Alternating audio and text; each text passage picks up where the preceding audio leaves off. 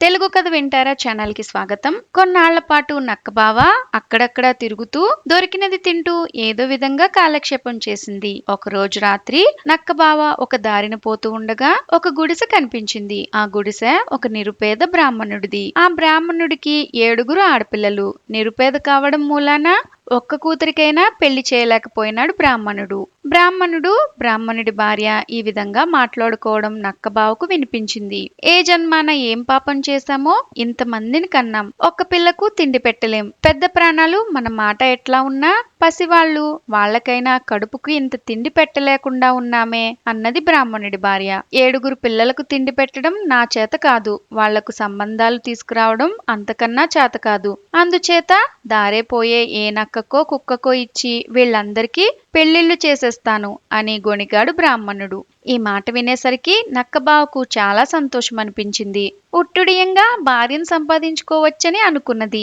మర్నాడు తెల్లవారుజామునే నక్కబావ బ్రాహ్మణుడి వాకిలి తలుపులు తట్టి, ఏమయ్యా బ్రాహ్మణుడా, నేను దారేపోయే నక్కను, నాకు నీ కూతుర్నిచ్చి పెళ్లి చెయ్యి అన్నది. నక్కబావ మాటలకు బ్రాహ్మణుడు నిర్ఘాంతపోయినాడు. రాత్రి విసుగులో అన్న మాటలు ఆ బ్రాహ్మణుడికి జ్ఞాపకం లేవు. మా అమ్మాయిని నీకివ్వటమేమిటి, నీవు మనిషివి కూడా కావు, పో అని బ్రాహ్మణుడు బెదిరించాడు. అయ్యో బ్రాహ్మణుడా, పొద్దున్నే లేచి అబద్ధం ఆడతావా, నేనంటే జిత్తులు మారి నక్కను, నువ్వు ఆడి తప్పని సద్బ్రాహ్మణుడివే, దారిపోయే నక్కకైనా ఇచ్చి నీ కూతుర్ని పెళ్లి చేస్తానని నువ్వు రాత్రి అనలేదా అన్నది నక్కబావ. అది మాట వరుస కన్న మాట, దాన్ని నిజంగా తీసుకుంటారా, ఇన్నేళ్లు కనిపించిన కూతుర్ని నక్కవాత వేసేదా అని వాపోయాడు బీద బ్రాహ్మణుడు. నీ కూతురి భారం మరొకరి మీద పడటమే కదా నీకు కావలసింది, నక్కైతే నీకేం మనిషి అయితే నీకేం అన్నది నక్కబావ.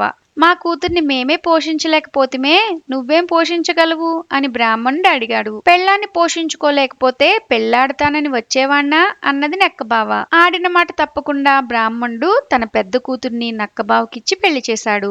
బ్రాహ్మణుడు కూతురు నక్కబావ వెంట కాపురానికి వెళ్లిపోయింది. కొద్ది రోజులు గడిచాయి. ఇంట్లో ఒక మనిషి తగ్గిందన్న సంతోషం లేదు. బ్రాహ్మణుడి కుటుంబం దరిద్ర బాధకు ఆకలి బాధకు తట్టుకోలేకుండా ఉంది. బ్రాహ్మణుడి భార్యకు పెద్ద కుమార్తెను గురించి విచారం కూడా నానాటికి జాస్తి అయింది.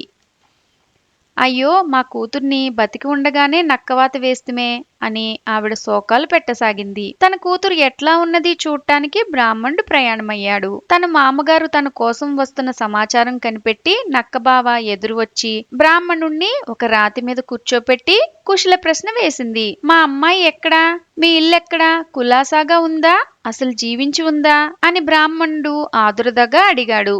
మీ కూతురు గురించి మీకేమీ చింత అవసరం లేదు, కులాసాగానే ఉంది, ఇక్కడే ఉండండి, ఇప్పుడే తెస్తాను, మీరు మాత్రం మా ఇంటికి రావడానికి వీల్లేదు అని నక్కబావ వెళ్లిపోయింది. కొద్దిసేపట్లో నక్కబావ బ్రాహ్మణుడి కూతురు తిరిగి వచ్చారు. తన కుమార్తె చక్కని దుస్తులు నగలు ధరించి ఉండటం చూసి బ్రాహ్మణుడు చాలా సంతోషించి, అల్లుడా, నిన్ను గురించి ఏమేమో భావించాను, కానీ నీవు చాలా మంచివాడివి, మేమంతా ఆకలితో అలమట పడుతున్నందున మాకేదైనా దారి చూపించుదు అని బ్రతిమాలాడు.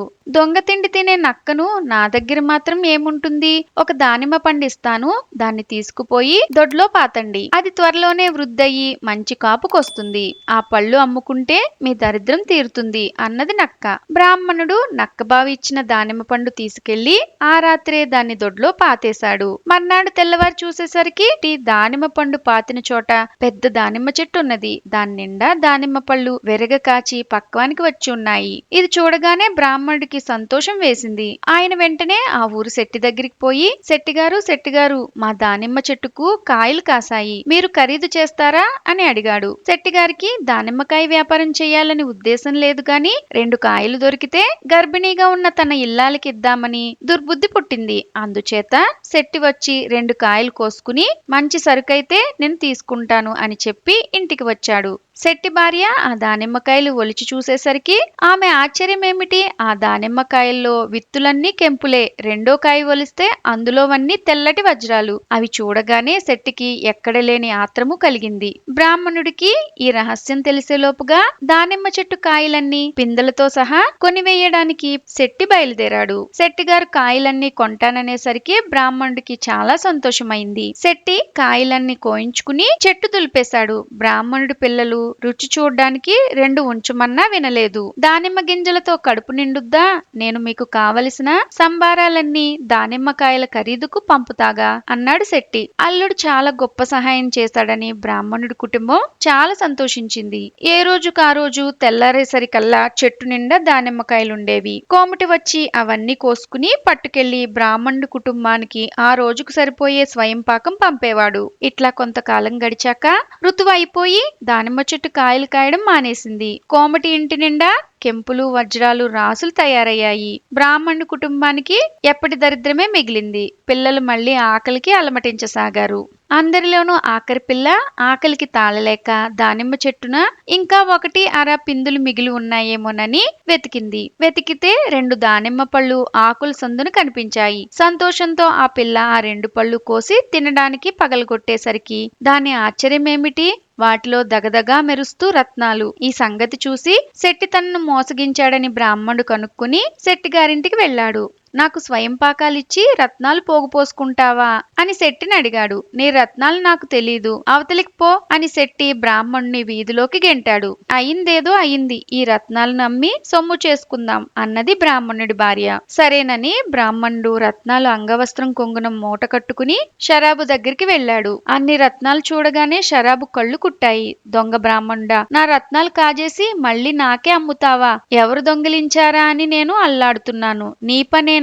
పద తలారి దగ్గరికి పోదాం అని దబాయించాడు. అయ్యో, ఇవి నా రత్నాలు మా దానిమ్మ చెట్టుకు కాసాయి అని మొరపెట్టుకోసాగాడు బ్రాహ్మణుడు. అక్కడ ఉన్న వారంతా ఈ మాటకి నవ్వారు. ఆ మాట తలారికి చెబుతూగాని దానిమ్మ చెట్టుకు రత్నాలు కాయడమేంటి? ఎవరు నమ్ముతారు? నీ వంటి పేదవాడికి దొంగతనం చేయకుండా ఇన్ని రత్నాలు ఎలా దొరికాయి అని షరాబు అడిగాడు. బ్రాహ్మణుడు నీరు కారిపోయాడు. రత్నాలు దానిమ్మ చెట్టునే కాసాయని రుజువు చేద్దామంటే చెట్టు కాపుడికి పోయింది. చేసేదేమీ లేక దుఃఖిస్తూ బ్రాహ్మణుడు రత్నాలను కోల్పోయి వట్టి చేతులతో ఇంటికి తిరిగి వచ్చాడు. ఎంత మోసం జరిగింది? పోనివ్వండి, మళ్ళీ అల్లుడు గారి దగ్గరికి వెళ్లి మాట్లాడండి. ఆయన ఏం సలహా చెప్తాడో చూద్దాం అన్నది బ్రాహ్మణుడి భార్య. నక్క బావ బ్రాహ్మణుడికి ఎట్లా సహాయం చేసిందో ముందు ముందు కథల్లో చూద్దాం. ఇలాంటి మరెన్నో కథలు వినాలనుకుంటే తెలుగు కథ వింటారా ఛానల్ ని సబ్స్క్రైబ్ చేసుకోండి. మరొక మంచి కథతో మళ్ళీ కలుద్దాం.